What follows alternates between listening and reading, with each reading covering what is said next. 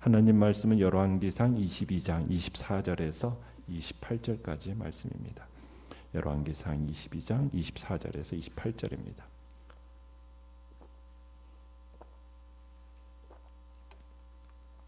열왕기상 22장 24절에서 28절 한 목소리로 같이 읽습니다. 시작. 그나나의 아들 시드기야가 가까이 와서 미가야의 뺨을 치며 이르되 여호와의 영이 나를 떠나 어디로 가서 내게 말씀하시더냐. 미가야가 이르되 내가 골방에 들어가서 숨는 그날에 보리라. 이스라엘의 왕이 이르되 미가야를 잡아 성주 아몬과 왕자 요아스에게로 끌고 돌아가서 말하기를 왕의 말씀이 이놈을 옥에 가두고 내가 평안히 돌아올 때까지 고생의 떡과 고생의 물을 먹이라 하였다 하라. 미가야가 이르되 왕이 참으로 평안히 돌아오시게 될진데 여호와께서 나를 통하여 말씀하시지 아니하셨으리이다. 또 이르되 너희 백성들아 다 들을지어다 하니라. 아멘. 오늘 말씀의 제목은 고생의 떡과 물을 마실지라도 라는 제목입니다. 우리는 지금 여호사밧이 아합에게 400명의 선지자 이외에 다른 선지자를 불러서 여호와의 뜻을 구하도록 요청하는 그 장면을 보고 있습니다. 그래서 불림을 받은 사람이 누구입니까? 미가야 선지자죠. 아합에게 비판적이어서 아합에게 미움을 받던 미가야 선지자가 불려오게 됩니다. 자, 그런데 이제 미가야 선지자는 출전 여부를 묻는 아합 왕에게 처음에는 출전할 것을 그리고 승리할 것을 말했습니다. 그런데 그 말은 진실이 아니라는 것을 아합이 알았어요. 왜냐하면 미가야의 이 어투가 조롱조로 말하는 것이었기 때문이죠. 미가야의 의도를 알아차린 아합이 미가야에게 진실을 말하도록 종용을 합니다. 그에 따라서 미가야는 자신이 받은 하나님의 뜻을 아합에게 선포하게 됩니다. 미가야가 선포한 내용은 무엇입니까? 아합이 이번 전쟁에서 어떻게 될 거라는 거예요. 죽을 것이라는 것을 말합니다. 그리고는 미가야가 하나님이 보여주신 그 환상을 통해서 거짓 선지자들의 그 실체를 밝힙니다. 그러니까 이제 모두 다 경악을 하게 되죠. 자, 내용 관찰 문제 1번을 보시면 미가야는 참된 예언을 선포하고 나서 어떤 일을 겪습니까? 자, 미가야의 이야기를 듣고 있던 거짓 선지자들의 우두머리격인 누구입니까? 24절에 보면 그나나의 아들 시드기야가 다가오더니 미가야에게 어떻게 하고 있어요? 뺨을 치면서 이렇게 얘기합니다. 여호와의 영이 나를 떠나 어디로 가서 내게 말씀하시더냐? 그러니까 거짓 종이 참된 종을 핍박하고 있는 거죠. 또 거기다가 25절에 가 보시면은 평소에 이제 좋지 않은 감정이었던 이 아합조차도 분노해가지고 26절에는 어떻게 하라고 얘기하고 있습니까? 미가야를 당장에 감옥에 가두라는 거예요. 그러면서 하나님의 말씀을 전한 이 미가야는 그 대가로 고생의 떡, 고생의 물을 먹게 됩니다. 여기서 고생의 떡, 고생의 물이라는 것은 의미하는 바가 뭐냐면 아주 적은 양의 떡과 물을 의미하는 겁니다. 그러니까 전쟁 포로나 감옥에 갇힌 죄수들이 먹는 적은 양의 거친 음식, 그것을 고생의 떡, 고생의 물이라고 의미하는데 이 미가야가 감옥에 가두어서 죽지 않을 만큼의 물과 음식을 주라고 지금 아합이 명령하고 있는 거죠. 참 진리편에 선다라는 것은 그만큼 많은 경우 이 비진리로부터 위협을 수반하게 되는 겁니다. 자, 아합은 사람을 시켜서 자기가 평안히 돌아올 때까지 미가야를 감옥에 가두도록 명령을 합니다.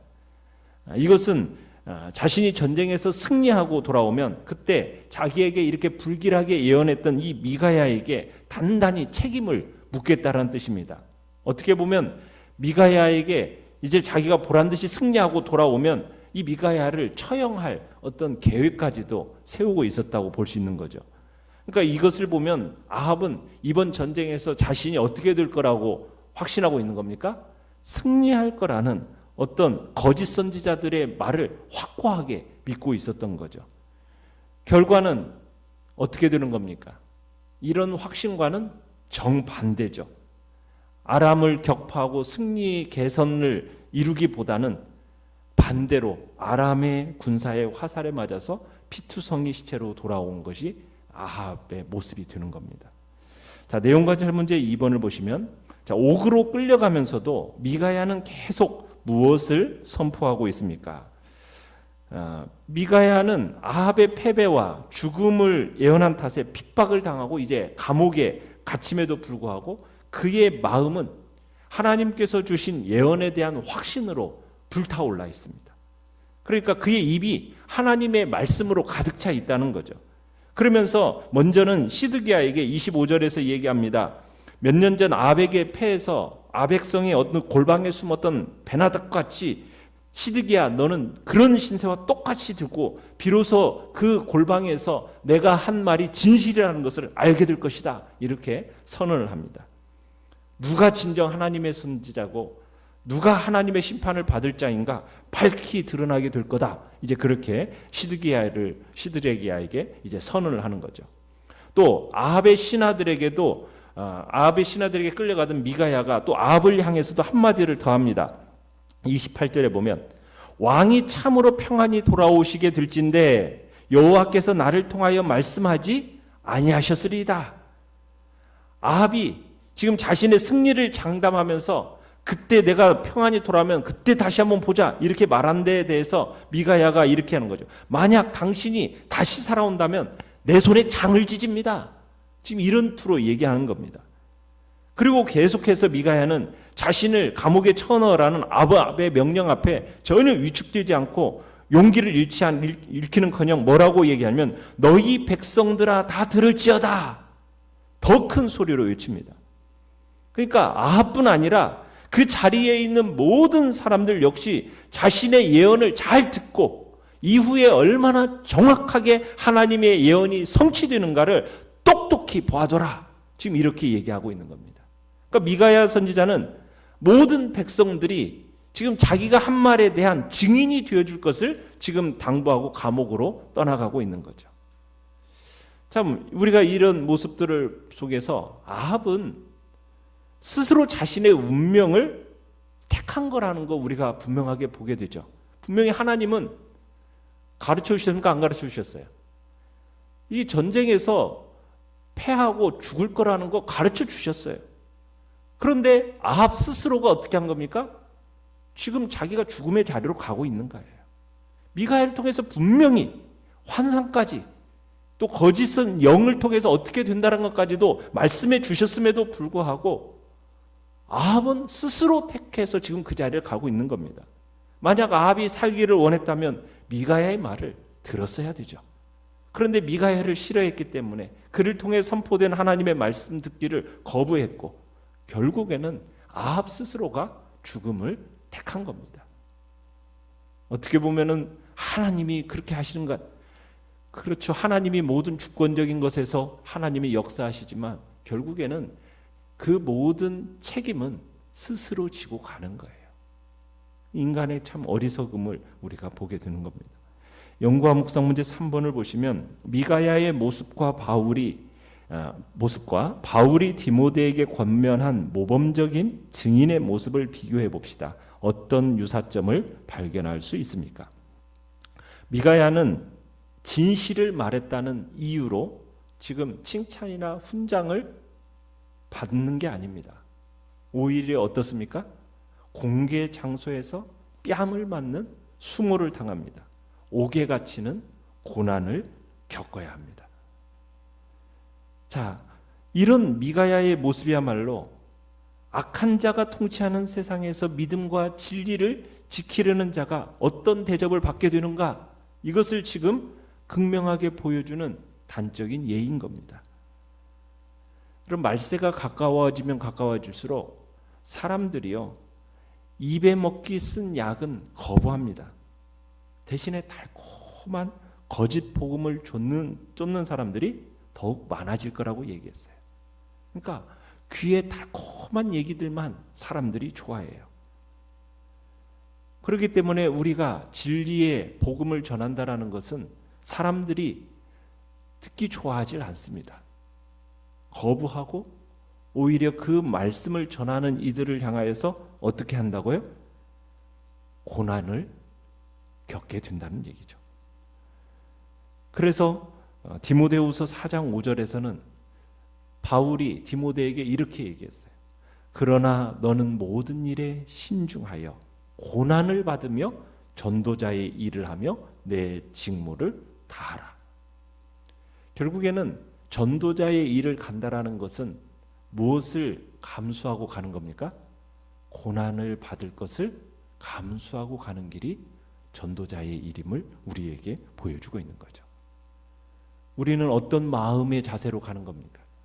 몸은 죽여도 영혼은 능히 죽이지 못하는 자들을 두려워하지 말고 오직 몸과 영혼을 능히 지옥에 멸하실 수 있는 일을 두려워하라는 주님의 그 말씀을 우리는 믿고 그 말씀을 생각하고 기억하면서 우리는 어떤 상황 속에서도 진리의 복음을 진실하게 전하는 자로서 고난에 두려워하지 않고 십자가를 지고 가겠다라는 그런 결단이 우리에게 있어야 됨을 보여주고 있는 겁니다.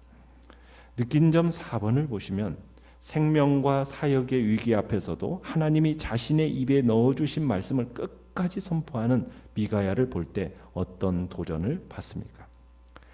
이러한 미가의 모습 속에서 자신이 선포한 하나님의 말씀은 그대로 성취될 것이라는 확신, 이 확신을 지닌 당당한 선지자의 모습을 보게 됩니다.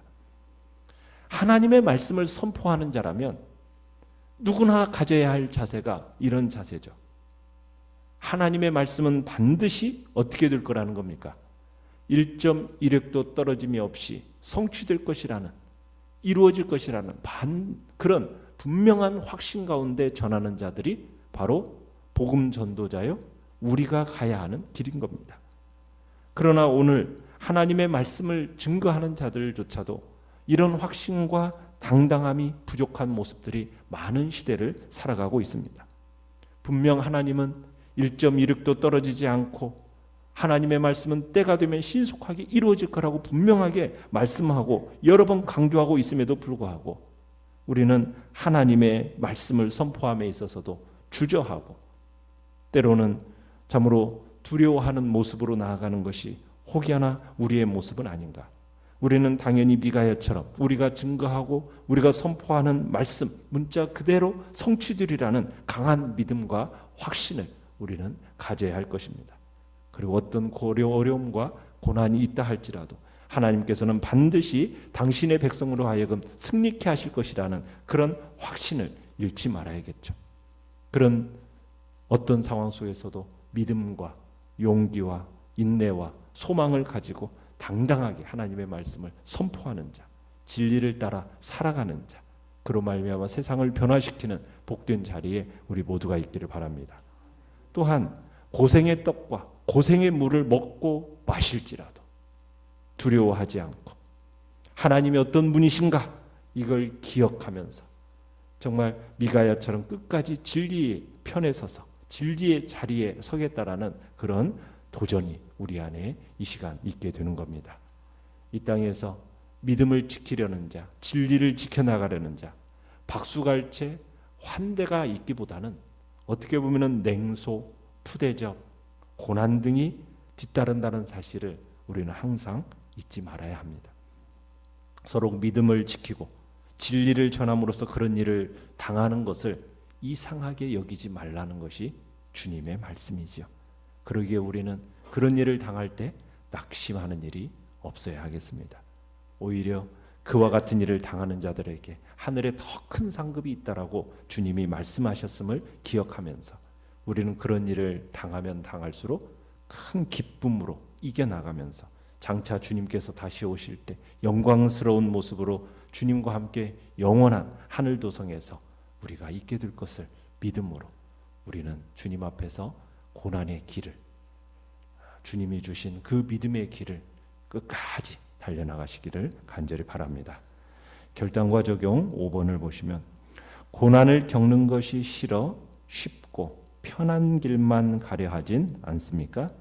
예수 그리스도의 제자답게 살려고 할 때 부딪히는 어려움은 무엇입니까? 복음을 위해 고난받는 종을 지키시고 마침내 영광의 자리로 인도해 주시는 하나님을 바라보며 계속 전진합시다. 아멘. 오늘의 기도 같이 있습니다. 손해와 고난에 굴하지 않고 진리를 말하는 이 시대의 참 선지자가 되게 하소서. 아멘.